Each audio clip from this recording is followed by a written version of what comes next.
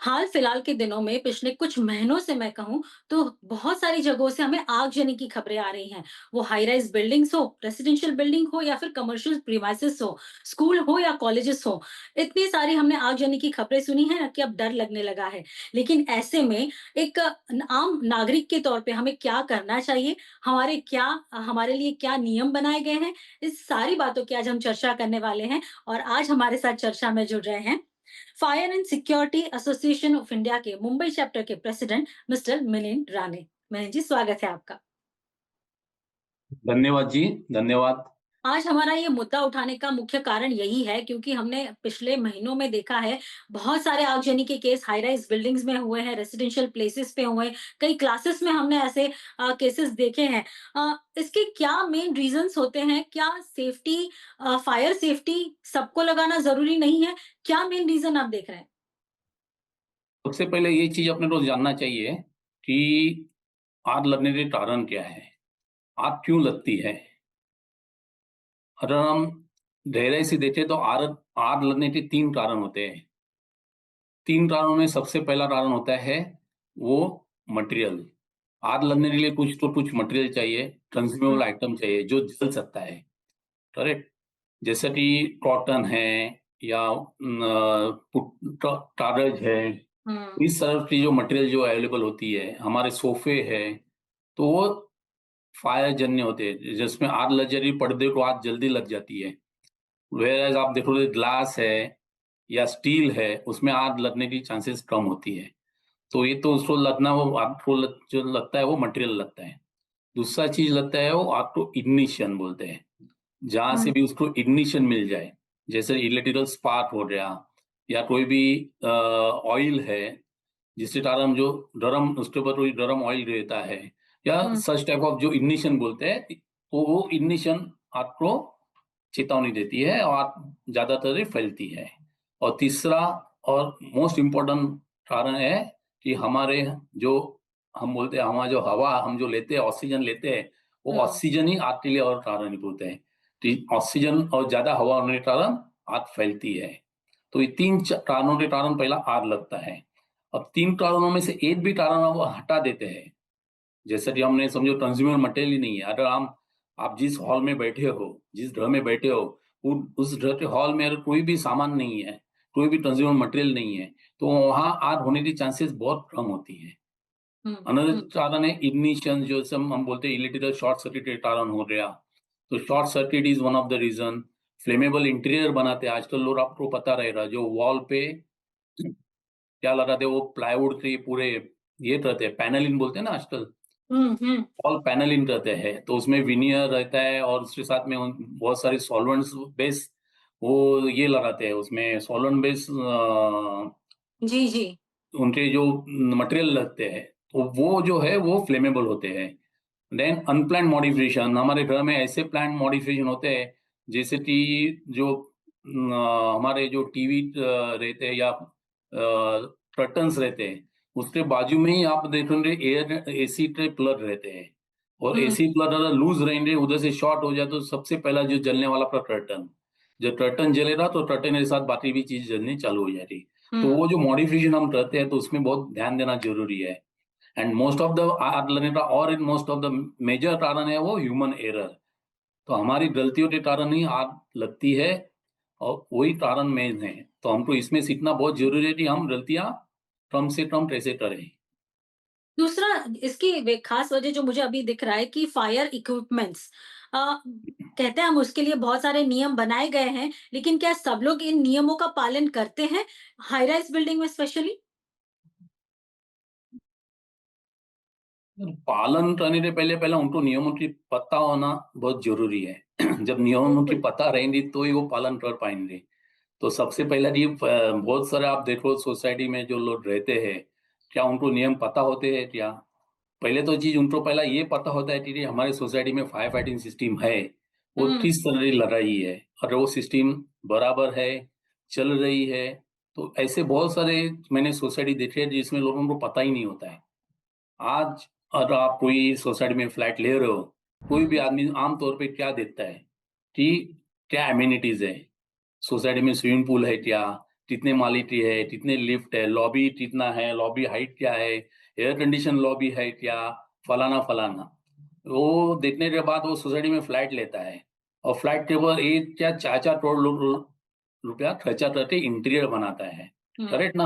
हुँ, तो इतना पैसा खर्च के इंटीरियर बनाता है, लेकिन कभी भी वो फ्लैट लेने के पहले या बाद में वो जाके चेक करता है कि यार जी हमारे सोसाइटी में फायर फाइटिंग सिस्टम है, वो बराबर चल रहा है। मेरे हिसाब से तो कोई ये करता नहीं है। सैड पार्ट है ये तो बहुत ही। That is the sad part. हुँ, तो मेरा यही कहना है कि सोसाइटी वालों का पहला सबसे बड़ा मोस्ट इम्पोर्टेंट पार्ट है कि आपको इस चीज की खबरदारी होनी चाहिए। और हमारे साथ बहुत सारे लोग जुड़े हुए हैं जो सोसाइटी में जाके ये अवेयरनेस फैलाते हैं और लोगों को ट्रेनिंग देते हैं। करेक्ट? तो ये ट्रेनिंग के टाइम पे भी ऐसा होता है कि जब लोग जाते हैं सोसाइटी में, जो सदस्य होते हैं या जो मैनेजिंग कमेटी के लोग रहते हैं, उनको जाके बोलते हैं कि आपको हम ट्रेनिंग देते हैं। कुछ हुँ। सोसाइटी में तो फ्री ऑफ कॉस्ट देते हैं हम, जमा एफएसआई के अंडर। तब भी वो लोग आने को रेडी नहीं होते हैं। बोलते हैं, "अरे! ये ट्रेनिंग के लिए कोई आते ही नहीं है।" तो अगर तो हम हमारे माध्यम से अगर हम बताना चाहें कि एक फायर डिस्टिंग्विशर मतलब फायर के कोई भी आग बुझाने के जितने भी इक्विपमेंट्स हैं, उसको लगाने के क्या नियम हो सकते हैं एक रेजिडेंशियल बिल्डिंग में? देखिए, रेज़िडेंशियल बिल्डिंग में या कोई भी रेज़िडेंशियल लो या इंडस्ट्रियल लो, हर चीज़ के लिए हमारे देश के नियम हैं, जो उसको हम बोलते हैं national building code. This is NBC, which is पहले 2005 में, उसके बाद में उसका कोड में तब्दीली हो रही है 2016 में। वो कोड सब ऑल ओवर इंडिया पे एप्लीकेबल है, फर्स्ट ऑफ ऑल। उसके अलावा हमारे पास BIS, bureau of Indian standard के भी बहुत सारे स्टैंडर्ड्स है, जिसमें फायर फाइटिंग सिस्टम कैसी होनी चाहिए बताया गया है। तो ये कोड और जो स्टैंडर्ड्स है उसका फॉलो या उसका जो उसका उसका यूज, इम्प्लीमेंटेशन। हुँ, इम्प्लीमेंटेशन वो होना बहुत जरूरी है। वो कौन करता है? जो वहाँ सिस्टम डालता है। तो उसको हुँ, ये सब इम्प्लीमेंटेशन करना जरूरी है। एज वेल एज जो बिल्डर है, वो बिल्डर को ये पता होना चाहिए कि क्या कोड और स्टैंडर्ड से हम सिस्टम डालें। और वो हिसाब से अगर सिस्टम डाल के हो जाता है तो ज्यादातर हमारे पास फायर फाइटिंग सिस्टम तभी यूज होता है जब फायर होती है तब। तो ये सिस्टम काम में आती है और काम में आना चाहिए। तो इसकी बहुत हाँ। जिम्मेदारी सबके ऊपर ही है आज के दिन में। जैसे रेसिडेंस जो लेते हैं, घर लेते हैं, उनके ऊपर भी है, जो उधर सिस्टम लगाते हैं उनके ऊपर भी है, और बिल्डर के ऊपर भी है। तो एक रेजिडेंशियल बिल्डिंग की सोसाइटी मेंबर्स की क्या ऐसी रिस्पॉन्सिबिलिटी होगी, क्या ज़िम्मेदारी होगी कि कौन से ऐसे ट्रेनिंग प्रोग्राम्स वहाँ होने चाहिए और कब-कब होने चाहिए ताकि सारे रेज़िडेंट्स वहाँ के अवेयर हो सके इससे? Correct. See first of all, जैसा कि कोई भी सोसाइटी में अपना घर है, मान लो हमने कौन से माले पे है। जैसे आप हम अगर बोलेंगे हाई राइज जो बिल्डिंग बोलते हैं, तो अगर डेफिनेशन देखा जाए तो जो हमारा एनबीसी कोड जो बोलता है वो 15 metre and above is called as a high rise building. So 15 metre बोले तो 5 माले के ऊपर जो भी बिल्डिंग रहेगी वो हाई राइज हो जाती है। अच्छा, हमारे जो डीसी रूल जो होते हैं, वो डीसी रूल ये बोलते हैं कि 24 मीटर एंड अबव। तो उसका मतलब है वो मान लो 7-8 माले के ऊपर वाली बिल्डिंग हाई राइज हो जाती है। बट आप कोई भी हाई राइज बिल्डिंग में देखेंगे तो उधर रिफ्यूज एरिया होता है। तो हुँ, रिफ्यूज एरिया क्यों होता है? तो जहाँ से फायर ब्रिगेड वो लोगों को रिफ्यूज कर सकता है, या कोई भी आग लग जाए तो आदमी को रिफ्यूज एरिया में जाके उधर रुकना है, ताकि वहाँ रिफ्यूज एरिया में आदमी बच सकता है। तो पहले से हमको ये पता होना चाहिए हमारे सोसाइटी में या बिल्डिंग में रिफ्यूज एरिया कहाँ पे है। करेक्ट। बाद में हुँ, हमारे पास फायर फाइटिंग सिस्टम क्या क्या लगी हुई है, तो रिफ्यूजरेटर तक पहुंचना कैसा है। जैसे कि आप देखा जाएगा तो फायर जो होती है, वो आप कभी भी देखो, जो आग है वो नीचे से ऊपर जाती है, ना ही ऊपर से कभी नीचे आती है। अगर आप बिल्कुल। 6वें माले पे रहते हो तो 7वें माले पे फायर होने पहुंच जाएगी, ना ही वो 5वें माले पे पहुंच जाएगी।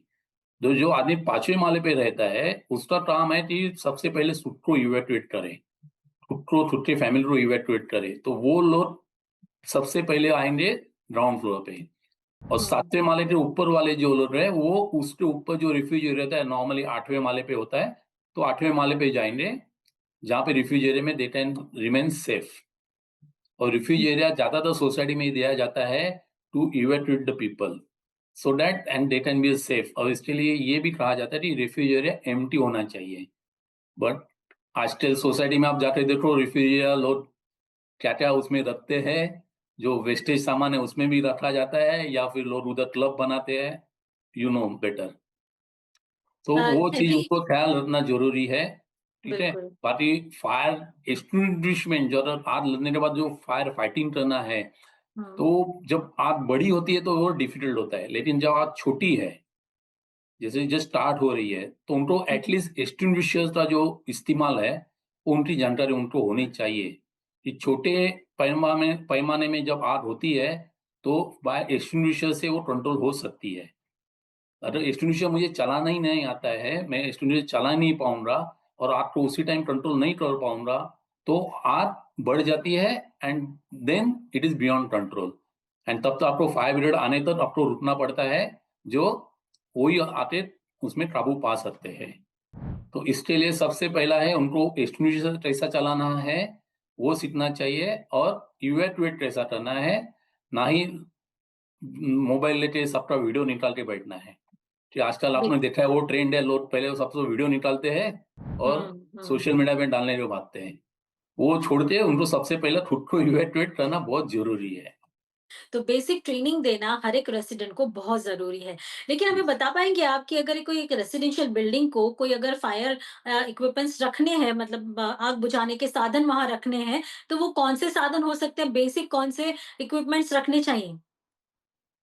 देखिए, जो अगर हाई राइज़ बोला जाएगा तो उनको जब तक फायर फाइटिंग इक्विपमेंट नहीं है तब तक उनको ओसी मिलती नहीं है। हुँ, बिकॉज़ हुँ। फायर ऑफिसर का एनओसी मिलना ज़रूरी है। तो उस तरह से उनके पास एक तो हाई राइज़ बिल्डिंग में उनके पास एक तो फायर पंप रहते हैं, वाटर स्टोरेज रहते हैं।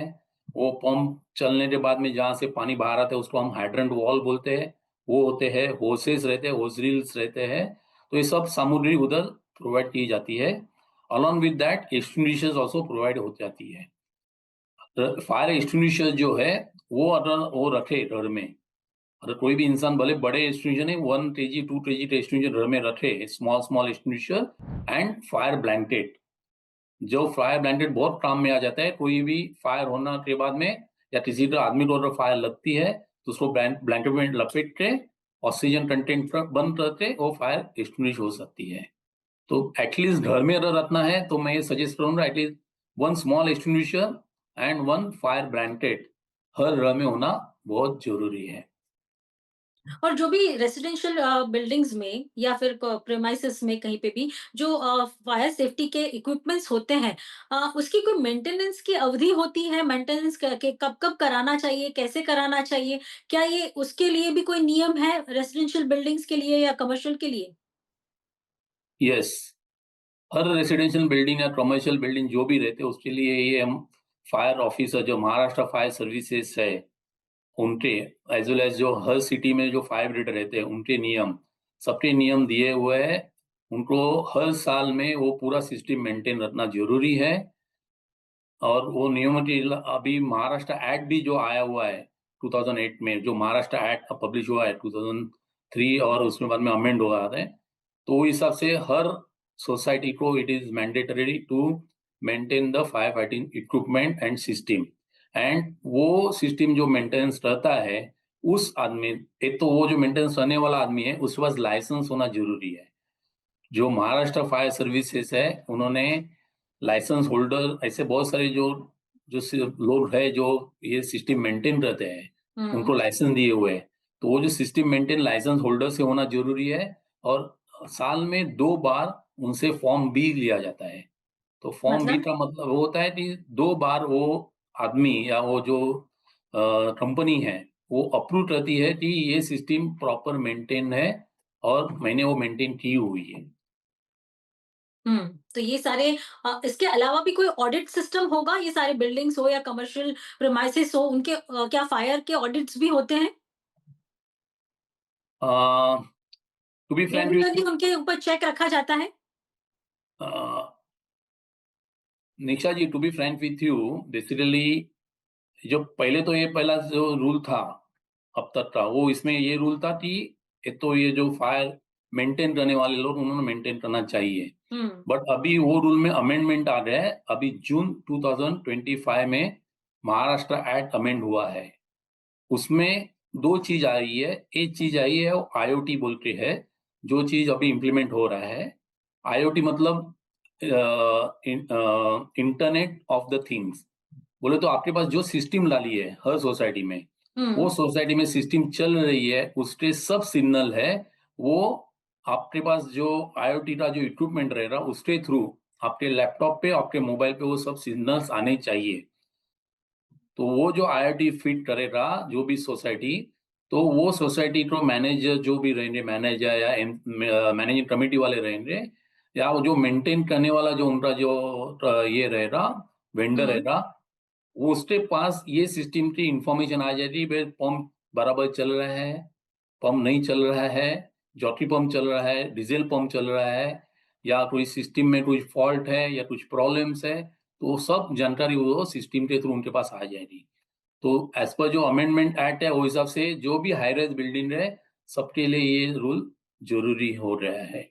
और अपार्ट फ्रॉम दैट ऑडिट जो फायर, आपने जैसे बोला फायर ऑडिट, तो हुँ, फायर ऑडिट भी होना जरूरी है। वो भी उनका रूल अभी अमेंड हुआ है, बट अभी तक फायर ऑडिटर जो अपॉइंट करने हैं या फायर ऑडिटर जिसको नॉमिनेशन करने हैं, वो प्रोसेस चल रहा है। वो प्रोसेस जैसा हो जाएगा तो मतलब लगता है अगले अगले साल से हर सोसाइटी जो हाई राइज बोले जाते हैं, वो सोसाइटी में ये ऑडिट होना जरूरी हो जाएगा। बिल्कुल आप आशा करेंगे कि जल्दी से इम्प्लीमेंट हो जाए। लेकिन जैसे आपको पता है मुंबई पहले शहर था छोटी-छोटी बिल्डिंग्स का करेक्ट। और आज हम देखने जाएँ तो हर एक सबब्स जिसको हम का छोटे-छोटे सबब्स कहते हैं, उसमें आप देखिए कि हर एक मोहल्ले में 2 से 3 हाई राइज़ बिल्डिंग है। जो पहले 4 से 5 माले की बिल्डिंग हुआ करती थी, वो आज 50 माले की बिल्डिंग बन गई हैं और रोड तो वहीं के वहीं हैं, थोड़े बहुत बड़े होंगे। क्या ये सेफ्टी कंसर्न नहीं है? यस, ये रियली मैं वो देखा जाए ना तो ये बड़ा सेफ्टी कंसर्न है ही है निशा जी। तो आपका कहना बहुत सही है कि जो पहले छोटी बिल्डिंग थे उसमें चैलेंजेस छोटे थे। अभी जब हाई राइज बन रही है और रोड वही के वही है, तो ऐसे रोड पे एक तो आपका ट्रैफिक भी बढ़ रहा है, आप देखा जाएगा तो जो रीडेवलपमेंट आप जो बोल रहे थे, जितने सोसाइटी हुँ, रीडेवलप हो रही है, तो हुँ। उसमें ये चैलेंजेस बढ़ रहे हैं। और उसका पूरा लोड जो आने वाला है वो आगे चल के फायर ब्रिगेड पे ही आने वाला है। बिकॉज फायर हो रहा तो फायर ब्रिगेड उधर पहुंचनी चाहिए, वो शायद पहुंच नहीं पाएगी। सेकेंडली इवैक्यूएशन, जैसे कि जब बिल्डिंग हाई राइज हो जाती है ना, तो जैसे कि आज अगर देखा जाएगा, तो मुंबई फायर में अपने देश में सबसे बड़ा जो हम स्नॉर्कल बोलते हैं, स्नॉर्कल बोलते हैं जो सीढ़ी होती है, आपने शायद देखा रहेगा, हुँ, जो हुँ। स्नॉर्कल बोलते हैं फायर की जो सीढ़ी होती है, जहाँ से लोड रोड को इवैक्यूएट किया जाता है या जहाँ से फायर फाइटिंग हो सकता है, वो सबसे बड़ी है, वो 90 मीटर है। 90 मीटर मीन्स उसका मतलब है वो 30वें माले तक जा सकती है, 30th फ्लोर, बस 0, बस उधर तक जा सकती है। अगर ओके। आपकी बिल्डिंग उसके ऊपर है, तो वो फायर ब्रिगेड आके भी वो कर नहीं सकता है। So that is one of the first challenge. तो स्नॉर्कल भी उधर पहुंच नहीं पाएगा। तो इसके लिए आपकी बिल्डिंग अगर हाई राइज है या 30 माले के ऊपर है, तो सबसे इम्पोर्टेंट पार्ट ये है कि आपकी इंटरनल जो फायर फाइटिंग सिस्टम है, वो अप टू डेट और परफेक्ट वर्क होनी चाहिए। वो सबसे पहली बात है। सेकंड पॉइंट है, उस बिल्डिंग में कम से कम 2 ऐसी इवैक्यूएशन होनी चाहिए कि एक इमरजेंसी स्टेटस होनी चाहिए। मान लो आपके 2 विंग रहे, ए विंग और बी विंग, तो अगर ए विंग में फायर हुआ तो कोई भी आदमी बी विंग में जाके इवैक्यूएट हो सके। तो वो कनेक्टिविटी होनी चाहिए। तो 2 स्टेटसेस होनी चाहिए।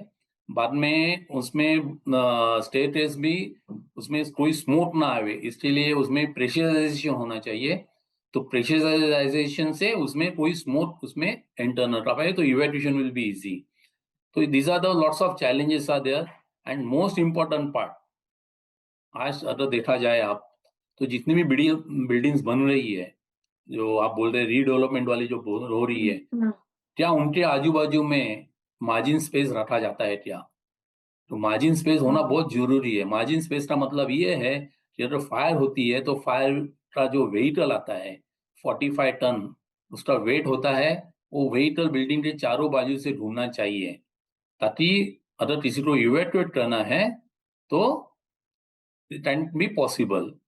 बट मुंबई में space is a major concern, तो ये बहुत सारी चीज में मायने रखते हैं। और बहुत सोसाइटी में लोगों को पता ही नहीं होता है कि हमारे पास मार्जिन स्पेस है या नहीं है, तो वो भी देखना बहुत जरूरी है। So these are the definite challenges going to come in coming future, ये मेरा मानना है। ये मुंबई के लिए खास बड़ी चैलेंजेस है, क्योंकि अब वहाँ रीडेवलपमेंट के अलावा कोई ऑप्शन नहीं है, और रीडेवलपमेंट करते हैं तो ये सारी चैलेंजेस का सामना भी करना पड़ सकता है। लेकिन यस। जैसे आपने बीच में एक बात कही ओसी की, क्योंकि कोई भी रीडेवलपमेंट बिल्डिंग हो या न्यू प्रोजेक्ट हो, उसके लिए ओसी के बिना वो अलॉट नहीं कर सकते किसी को भी घर। तो क्या क्राइटेरिया है ये ओसी लेने के लिए फायर सिस्टम के लिए? देखिए, कोई भी बिल्डिंग के स्टार्टिंग में प्रोविजनल फायर एनओसी दिया जाता है फायर ऑफिसर से। हुँ, और वो प्रोविजनल फायर एनओसी के हिसाब से बिल्डर हो या जो भी है, रेसिडेंस हो, उनको वो सिस्टम उधर लगानी पड़ती है। और बाद में वो फायर ऑफिसर आके चेक करके उसमें उनको फायर एनओसी देते हैं, और एनओसी के बाद में उनको ओसी मिलती है। ये नॉर्मल प्रोसीजर होता है। तो क्या सारे डेवलपर्स इस कसौटी पे खरे उतरते हैं? निशा जी, ऐसा है कि आपने जो सवाल पूछा, वो मैं तो बोल नहीं सकता हूँ, बिकॉज़ मैं अथॉरिटी नहीं हूँ जो जाके उधर चेक करते हैं। हुँ, हुँ। बट मोस्ट ऑफ द आपने देखा है बिल्डिंग को तो ओसी मिलती है, तो डेफिनिटली शायद वो पास होते रहेंगे। जैसे मैंने सुना है ना, fire alarm system, smoke detectors, sprinklers और फायर एक्सटिंग्विशर्स।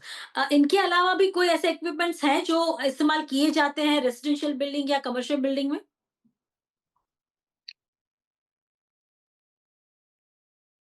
निशा जी, मेरे हिसाब से तो ये जो चीज़ दी हुई है वो बेसिक है बेसिकली। हुँ, वो तो लगते ही लगते हैं।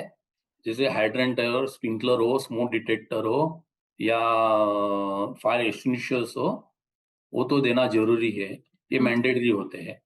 इसके अलावा साइनेज होते हैं। जो साइनेजेस होते हैं वो अपने को काम में आते हैं जब भी अंधेरा होता है। और जब फायर होती है तो सबसे हुँ। पहले वो लाइट ऑफ की जाती है। तो उस टाइम पे साइनेजेस हमको निकट जो स्टेजेस होता है वहां तक ले सकते हैं। स्टेजेस से हमको नीचे जाने के लिए रास्ता बता सकते मतलब वो हैं। जो रोडियम कलर में जो फ्लैश होते रहते हैं, यस। वो साइनेज की बात कर रहे हैं। Yes. Okay, night and okay. Glow वाले, नाइट में वो राइट, ग्लो होते हैं। ग्लो होते हैं। Right, yes, right, right. वैसे साइनेजेस हमको काम में आते हैं। हुँ, तो हुँ, साइनेजेस होना बहुत जरूरी है वो इस केस में। हुँ। और तो कोई ऐसा स्पेसिफिक रिक्वायरमेंट अभी तक मीन्स ऐसा कोई बड़ा कोई इक्विपमेंट है ही नहीं है जो इसमें यूज हो जाता है। नॉर्मल देखा जाएगा तो ये जो आपने जो बताया उतने ही सब इक्विपमेंट यूज होते हैं उसमें। तो आज एक रेसिडेंशियल बिल्डिंग के मेंबर्स को या एक आम आदमी को अगर खुद की बिल्डिंग चेक करनी हो कि भाई मेरी बिल्डिंग में ये फायर सेफ्टी सिस्टम प्रॉपरली काम कर रही है, तो उसको कौन से ऐसे पॉइंट्स होंगे जो ध्यान में रखने होंगे, जो अगर आप बता पाए तो? निशा जी, पहला चीज है तो उस आदमी को या जो भी जेंटलमैन है उसको पहले इस चीज की पता पता होनी चाहिए, उसको स्टैंडर्ड्स पता होने चाहिए कि स्टैंडर्ड के हिसाब से सिस्टम कैसी होनी चाहिए। जब वो स्टैंडर्ड पता करेगा तभी उसको पता चलेगा कि ये सिस्टम बराबर है कि नहीं है। कि मेनी केस में आप देखा जाता है कि वो पाइप लगाए रहते हैं लाल कलर के, हाइड्रेंट लगाए जाते हैं, सब चीज होती है, होस लगाए जाते हैं। बट वो हाइड्रेंट को होस लग रहा है क्या, वो हुँ, हाइड्रेंट वॉल जो है आईएसआई का, आईएसआई मार्किंग है क्या उसके ऊपर, ये चीज उसको पता है क्या, वो सब मालूम होना जरूरी है। पंप जो है, पंप कैसे लगाए है, पंप सबमर्सिबल है या आउटसाइड में है, वो सब पता होना चाहिए। ये सब टेक्निकल मैटर है, जो टेक्निकल मैटर उसको पता होना चाहिए। बट उसमें हर चीज टेक्निकली आदमी उसमें एक्सपर्ट नहीं होता है। हुँ, इसके लिए मेरा ये मानना है कि या कोई एक्सपर्ट से वो सलाह ले, या कोई एक्सपर्ट से वो ऑडिट करके ले कि तुम एक्सपर्ट लोग इधर आके हमको बताओ कि हमारी बिल्डिंग सेफ एंड सिक्योर है क्या। वो हिसाब से अगर वो ऑडिट करे या चेक करके ले एक्सटर्नली, वो ज्यादा बेटर रहेगा। क्योंकि अच्छा। एक्सपर्ट लोग को ये पूरे रेगुलेशन स्टैंडर्ड्स के बारे में पता होता है, और उन्होंने बहुत सारी चीज को इंस्पेक्ट किया होता है। तो उस तरह से अगर ये फायर ऑडिट हो जाए तो ज्यादा बेहतर होगा। ऐसा मुझे मेरा मानना है। आप पिछले 30 साल से इस क्षेत्र से जुड़े हुए हैं, सारे इक्विपमेंट्स के बारे में आपको जानकारी है और आप मैं आज जानना चाहूँगी कि हाँ, आज हमारे दर्शकों को आप बताइए कि अगर ना करे भगवान, लेकिन अगर किसी के साथ ये अनहोनी हो जाती है, किसी के बिल्डिंग में अगर ये कुछ प्रॉब्लम हो जाती है आगजनी की, तो उसको कैसे फर्स्ट स्टेप उठाना चाहिए? उसको कैसे खुद को बचाना चाहिए या रेसिडेंट्स को क्या प्रिकॉशंस लेने चाहिए? एक तो सबसे पहला चीज़ है कि ऐसे हादसे सोसाइटी में ना हो, इसके लिए उनको खबरदारी लेनी ज़रूरी है। अभी ऐसे हादसे ना हो उसके लिए क्या करना चाहिए? तो सबसे पहला ये देखना चाहिए कि मैंने घर ले लिया है, हुँ, ठीक है, पैसा है मेरे पास, मैं खर्चा करना चाहता हूँ, बट मैं जो पैनल लगा रहा हूँ, क्या पैनल फायर रेजिस्टेंस है? मैं फासाड लगाने जा रहा हूँ, क्या वो ग्लास फायर रेजिस्टेंस है? क्या आग में वो ग्लास उधर जगह पे रहेगी या उड़ जाएगी? क्योंकि जैसे आप हायर लेवल पे जाते हो, जहाँ विंड वेलोसिटी ज़्यादा होती है, अगर फायर हो जाए तो बिकॉज़ ऑफ विंड वो फायर आगे बहुत स्प्रेड हो जाती है। उसका स्प्रेड होने का जो स्पीड है, वो बहुत बढ़ जाता है, बिकॉज़ हुँ, ऑफ द हवा के कारण। तो उसमें जो ग्लासेस रहते हैं, पैनल्स रहते हैं, जो भी है वो फायर रेजिस्टेंस होने ज़रूरी है। तो हमारे जो घर में जो हम बनाते हैं, डेकोरेशन करते हैं, वो एक तो फायर रेजिस्टेंस होना चाहिए। उसमें कम से कम इस्तेमाल हमारा जो फ़ोम बोलते हैं, हम जो सोफ़ा बोलते हैं, उसमें जो फ़ोम होता है, उसका कम से कम इस्तेमाल होए तो बेटर है, वो चीज़ होनी चाहिए। सेकंड पॉइंट है कि हम डेकोरेट करते समय हम देखते हैं कि स्प्रिंकलर लगा है सीलिंग के ऊपर, हम उसको ढाक डालते हैं, निकाल देते हैं। कोई बहुत जन ऐसा करते हैं कि फॉल्स सीलिंग डालते हैं तो स्प्रिंकलर अंदर चला जाता है, तो उस टाइम पे स्प्रिंकलर काम में नहीं आता है। तो हुँ, कोई भी हमारे फायर इक्विपमेंट लगे हुए हैं, उसके साथ कोई भी छेड़छाड़ न करे, तो बेटर रहेगा। वो इम्पोर्टेंट पार्ट है। सेकंड पॉइंट है कि बहुत सारे लोगों को आदत होती है, अपना घर स्वच्छ रखते हैं और चप्पल और जूते सब बाहर रखते हैं। तो चप्पल जूते के स्टैंड होते हैं तो लिफ्ट लॉबी में होते हैं या स्टेयरकेस में डालते हैं। तो स्टेयरकेस में कोई भी सामान होना नहीं चाहिए। वो सबसे इम्पोर्टेंट पार्ट है, बिकॉज़ जब फायर होगा, तो जो बाकी लोग हैं, जिनको उधर से भागना है या इवैक्यूएट करना है, it is only possible from the staircase. Because fire के टाइम पे कोई भी लिफ्ट यूज़ करना अ, सेफ नहीं होता। हाँ, सही सेफ नहीं होता। तो आपको इवैक्यूएट करना है तो आपको स्टेयरकेस से ही करना है। अच्छा, जो ध हट्टे-कट्टे लोग हैं वो तो चलते या भाग के जा सकते हैं। लेकिन जो बूढ़े लोग हैं या जो बीमार लोग हैं, उनको समझो उठा के लेके जाना है, तो स्टेयरकेस में कोई भी ऐसी अड़चन नहीं होनी चाहिए जहाँ से वो अटक जाए। वो एक पार्ट है। सेकंड पार्ट है लॉबी और स्टेयरकेस के बीच में डोर होता है। आपने शायद हुँ, देखा रहेगा हाई राइज़ बिल्डिंग में डोर होता है। जी। उसमें डोर पुलर भी लगा रहता है। बट लोगों को क्या वो भी ज़रूरत चाहिए रहती है, वो डोर खुला रख देते हैं, उनको हवा चाहिए, पता नहीं क्यों खुला रखते हैं। कोई-कोई लोग तो डोर कूलर भी निकाल डालते हैं। तो डोर क्लोज़ होना बहुत ज़रूरी है, ताकि जिस फ्लोर में फायर हुआ, उधर से जो आने वाला स्मोक है, वो आपके स्टेयरकेस में ना जाए और जो लोग इवैक्यूएट कर रहे हैं, उनको स्मोक से डेंजर पैदा ना होए। तो ये भी बहुत इम्पोर्टेंट चीज़ है, उनको ये ख़्याल रखना बहुत ज़रूरी है। और बाकी तो आपका जो सिस्टम है, आप अच्छे लोगों से वो रेगुलरली ऑडिट किया करो या मेंटेन करो वो सिस्टम बराबर चल रहा है। और साल में जब आप एजीएम करते हो या गणपति पूजा करते हो या दिवाली की जो त्योहार मनाते हो, एटलीस्ट उस टाइम पे जब लोग एक साथ जुड़ जाते हैं, एक साथ आ जाते हैं, कोई सोसाइटी फंक्शन रखते हैं या कोई सोसाइटी लिए खाना का एक इंतजाम करते हैं, उस टाइम पे एटलीस्ट एक फायर ड्रिल या कोई भी एक्सपर्ट को बुला के फायर फाइटिंग के बारे में अवेयरनेस लोगों को फैला जाए, इस तरीके का प्रोग्राम करे, तो ज़्यादातर लोग, बच्चे और सबसे हमारे घर में जो रहती है हमारी वाइफ, सिस्टर्स, उनको ये काम में आएगा। कि देखा जाए तो सोसाइटी में जो हस्बैंड या जो भी आदमी रहता है, वो नॉर्मल काम के लिए बाहर जाता है। घर में बस रहते हो, बच्चे रहते हैं, बेटियाँ रहती है और वाइफ रहती है, लेडीज़ रहती है। तो उनको ये पता होना चाहिए कि अगर आग लगती है, तो मुझे और मेरे फैमिली को कैसा सेव करना है। तो ये सब चीज़ जानकारी के लिए उनको एक जो बोलते हैं ड्रिल बोलते हैं या हुँ, ट्रेनिंग हुँ। बोलते हैं, साल में 1 बार या 2 बार उनको रखना ज़रूरी है। बिल्कुल सही कहा, सेल्फ अवेयर होना भी ज़रूरी है और यस। हाँ, ये सारी चीज़ें ध्यान रखना ज़रूरी है ताकि हम अपना बचाव खुद कर सकें और ऐसी चीज़ें ना हो उसके लिए भी हम एहतियातन सारे स्टेप्स उठा सकें। मैं आपसे जानना चाहूँगी ये fire security association of India जो है ये क्या इनिशिएटिव्स करते हैं? कैसे अवेयरनेस फैलाते हैं?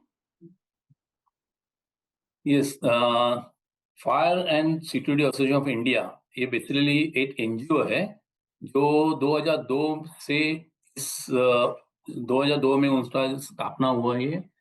और 2002 से लेकर आज तक इनकी इस देश में 24 शाखाएं, 24 चैप्टर्स है। और वन चैप्टर इन दुबई, जो हम उसको इंटरनेशनल चैप्टर बोलते हैं, जो रिसेंटली बना हुआ है। हुँ, हुँ। तो ऐसे 25 चैप्टर से रिलेटेड ये हमारी एसोसिएशन है, ये एनजीओ है। हमारा मेन मकसद है कि fire against means fire protection के बारे में सब में लोगों में जागरूकता ये करें। और second in security, hmm, fire के साथ में हम कैसे हमारी सिक्योरिटी को भी अच्छी तरह से तैयार करें।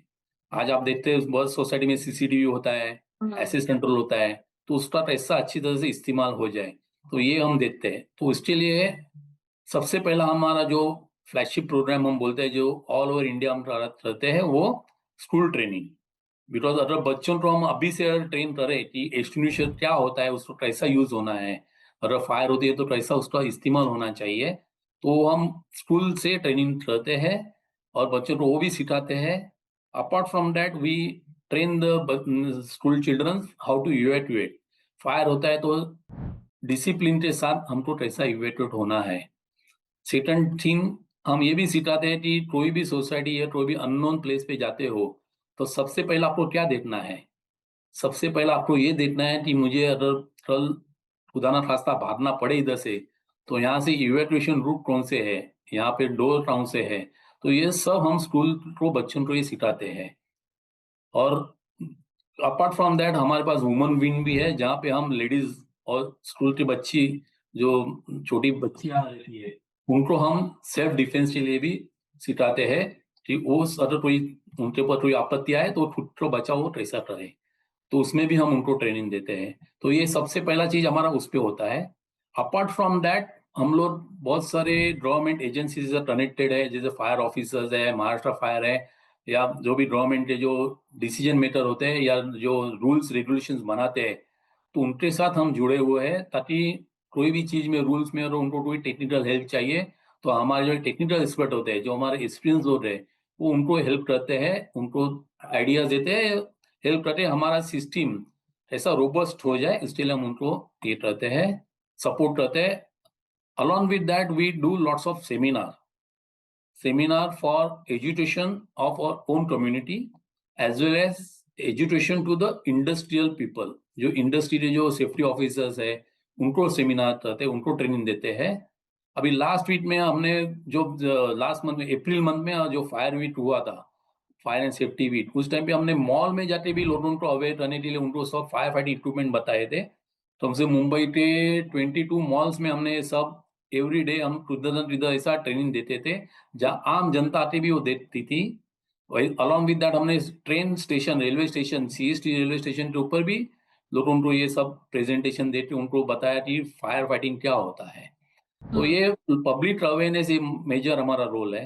अपार्ट फ्रॉम दैट हम कॉर्पोरेट में जाते हैं, ऑफिसेज में जाते हैं, सोसाइटी में जाते हैं, उनको बताते हैं कि हम आपको अगर कुछ भी हेल्प चाहिए, कुछ भी ट्रेनिंग चाहिए, तो हम है इधर, आप हमके साथ जुड़ जाओ हमारे साथ, हम आपको सिखाएंगे कि भाई कैसा उसमें फायर फाइटिंग सिस्टम करना है, वो भी हम उसको सपोर्ट करते हैं। तो ऐसे बहुत सारी चीज हमारी एसोसिएशन करती है, और उसका फायदा भी बहुत जन को होता है।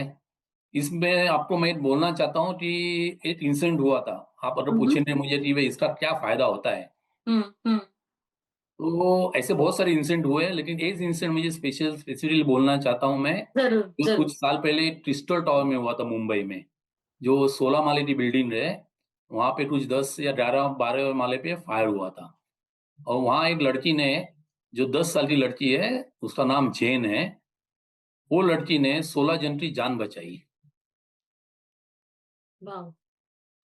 तो उसको बाद में जब पूछा गया, भाई तूने कैसा किया, हाउ यू नो, उसने क्या किया, उसका जिस विंग में फायर हुआ था, जहां से दूर धुआं आ रहा था, स्मोक आ रहा था, उसने सब लोगों के लिए, उन्होंने पूरी फ्लोर पे दूसरे साइड पे, अपोजिट साइड पे कोई फ्लैट में लेके, जो ओपन फ्लैट था, जो बिका नहीं रहा था, उधर उनको लेके जाके उनको उधर होल्ड किया, और जो दरवाजा बंद रहते उसको उन्होंने कपड़े से सील किया, ताकि कोई भी स्मोक वो रूम के अंदर एंटर न हो, और पूरे विंडो ओपन कर दिए उस साइड से, और लाल दुपट्टा लगा के फायर ब्रिगेड बताया कि हम लोग इधर है, हमको बचाओ। एंड 16 हुँ। लोगों की जान और छोटी 10 साल की लड़की ने बचाई। जब उसको पूछा गया कि तुझे तो ये कैसा पता चला कि स्मोक होते हुए तुमको ऐसा ऐसा करना है, तो उन्होंने बोला मुझे स्कूल में ये ट्रेनिंग दी गई थी, ताकि मुझे पता चला। तो वो वाह! ट्रेनिंग का फायदा लोगों की जान बचाने में एक छोटी लड़की ने किया। वो एक्सपीरियंस हमको, मीन्स वो हमको इतना अच्छा लगता है कि हमारा जो भी है, जो हम जो भी ट्रेनिंग देते हैं, अगर इसमें किसी एक की भी जान बच सकती है, तो हमारे लिए बहुत बड़ी बात है। सही कहा आपने, एक सेल्फ अवेयरनेस लाना बहुत ज़रूरी है। भगवान करे ऐसी नौबत किसी को ना आए, और लेकिन कभी ऐसा फेस करना भी पड़े, तो अगर आप अवेयर होंगे तो इस मुसीबत से ज़रूर बाहर निकल सकते हैं। एक बार मैं फिर से क्विकली जानना चाहूँगी, क्योंकि आज पूरी मुंबई आप देखिए रीडेवलप हो रही है और हाई राइज़ बिल्डिंग ही सब जगह दिख रही हैं। तो क्या फायर सेफ्टी नियम उनके लिए लागू हैं? यस, मैं आपको पहले ही बोला ना, जो हाई राइज बिल्डिंग है, जो 15 मीटर के ऊपर जितनी भी बिल्डिंग्स है, सबको ये नियम लागू ही है। तो उनको नियम का पालन करना जरूरी है। तो आपको लग रहा है क्योंकि अब मुंबई जब इतनी डेवलप हो रही है, तो फायर सेफ्टी इक्विप्ड है? आपने आपका जो सवाल है निशा जी, वो इट्रूप है, वो मैं बोल नहीं सकता हूँ, बस कुछ पैमाने पे तो इट्रूप है, ऐसा मैं बोल सकता हूँ। क्या फायर सेफ्टी इक्विपमेंट्स इतने महँगे आते हैं जो सब लोग यूज़ करना नहीं चाहते? मेरे हिसाब से तो नहीं है। हुँ, हुँ। आदमी की जान की कीमत कितनी होती है, निशा जी? सही अगर बात है हम तो देखा जाएगा जान की कीमत के सामने, अगर इक्विपमेंट की कीमत देखा जाएगा, तो कुछ भी नहीं है। हुँ, हुँ। बस अपना एक ही चीज चेंज करना है, अपनी सोच। जब हम 4 करोड़ हमारे फ्लैट के ऊपर खर्च करते हैं इंटीरियर के लिए, और हुँ। उसको अगर मैं बोला जाए रहा कि 10 लाख निकालो, हमारा सोसाइटी का फाइटिंग इक्विपमेंट अच्छा करना है, no, I doubt whether anybody will ready. हर इंसान की ये सोच होनी चाहिए कि हमारी जान की कीमत करोड़ों से ज्यादा है। हुँ। तो मेरे को सबसे पहला काम है कि मेरी इस बिल्डिंग के अंदर फायर फाइटिंग सिस्टम अगर सही हो, और इसके कारण लोगों की जान बचे, तो मुझे वो सबसे पहला करना चाहिए। रानी जी, हम मुंबई में रहते हैं, मुंबई में सारे हम देख रहे हैं, अब तो नई-नई बिल्डिंग्स बन रही हैं। क्या ऐसी कोई एक बिल्डिंग आप हमें बता सकें जिसको हम रोल मॉडल की तरह देख सकें, कि भई वो बिल्डिंग को देखिए और उसी फायर नॉर्म्स को फॉलो कीजिए और उसी तरह के फायर सेफ्टी इक्विपमेंट्स हमारी बिल्डिंग में भी होने चाहिए? Nisha ji, to be frank with you, as per my knowledge, I don't know, because मैं सब बिल्डिंग को मैंने तो ऑडिट या कोई भी चेकिंग नहीं किया है। हुँ, तो हुँ। मेरे नॉलेज के हिसाब से मुझे ऐसी कोई बिल्डिंग अभी तक नहीं दिखी है। शायद हो सकती है, मैं ये नहीं बोलूंगा कि कोई भी बिल्डिंग सेफ नहीं है, ऐसा नहीं है। हुँ, मीन्स हुँ। सभी जो रूल्स रेगुलेशंस है, वो फॉलो हुए हैं, कोई भी उसमें कटौती नहीं है। ऐसा तो कोई बिल्डिंग है तो मेरे नज़र में आज के दिन में नहीं है। अगर हो सकती है तो well and good, I will be more happy to see and visit that building. But इस चीज़ से मुझे एक चीज़ ध्यान में आ रही है कि क्यों ना हम एक कॉम्पिटिशन रखें हमारे सिटी में, कि हमारे सिटी में सबसे बेस्ट बिल्डिंग कौन-सी है जिसमें फायर एंड सिक्योरिटी बेस्ट है। हुँ। जैसे कि हम, शायद मैं आपको वो एक चीज़ बोलना भूल गया था, जब भी हमारा एफएसए है, हम मुंबई में, आपको सब पता है, गणपति उत्सव, गणेश हुँ। उत्सव जी। एक बड़े पैमाने पे होता है, जहाँ से मुंबई के अंदर ही almost 1500 mandals, more than that, जहाँ पे सार्वजनिक गणेशोत्सव होता है। और उस सार्वजनिक गणेशोत्सव में बहुत सारी भीड़ आती है, बहुत सारे लोग आते हैं दर्शन करने, भाविक आते हैं। तो FSCI, fire and security association, हम पिछले साल, लास्ट 10-12 साल से ये प्रोग्राम करते हैं, जहाँ पे हम गणेश उत्सव मंडप को उनको ट्रेनिंग देते हैं, हुँ, और हुँ। उनको बुला के ट्रेनिंग देते हैं, उनको बताते हैं कि क्या किया जा सकता है, क्या नहीं करने का। इलेक्ट्रिसिटी का कनेक्शन कैसा होना चाहिए, कितने एक्सटिंग्विशर्स होने चाहिए, सीसीटीवी कैसा होना चाहिए, भीड़ आती है तो भीड़ को मैनेज कैसा करना चाहिए, ये सब की ट्रेनिंग उनको देते हैं। वो होने के बाद में हम एक कॉम्पिटिशन रखते हैं, जहाँ पे हम उनको बताते हैं कि ये कॉम्पिटिशन में पार्टिसिपेट करते हैं लोग। बहुत सारे मंडल, ऑलमोस्ट 700-800 मंडल इसमें पार्टिसिपेट होते हैं। फिर हम वो मंडप में जाके ऑडिट करते हैं, ऑडिट नहीं बोल सकते हम, इंस्पेक्शन करते हैं कि उन्होंने वैसी सिस्टम लगाई है या नहीं है। हुँ। वो इंस्पेक्शन होने के बाद में हमारे साथ फायर ऑफिसर्स भी रहते हैं, हमारे साथ पुलिस ऑफिसर भी रहते हैं। वो भी चेक करते हैं कि भाई भीड़ हो जाए तो वो कैसे मैनेज करते हैं, क्या करते हैं। एंड वो होने के बाद में उसमें से हम 3 जन को हर साल में प्राइज़ देते हैं, जो सेफ एंड सिक्योर गणेशोत्सव उसको बोला जाता है। वैसा इस तरह से अगर हम बिल्डिंग में भी करें कि safe and secure building of Mumbai competition करें, तो शायद ये पता चले कि इससे मॉडल बिल्डिंग हमारी मुंबई में है, और उसको देख के बाकी बिल्डिंग भी फॉलो करेंगे। ये मेरा सपना है।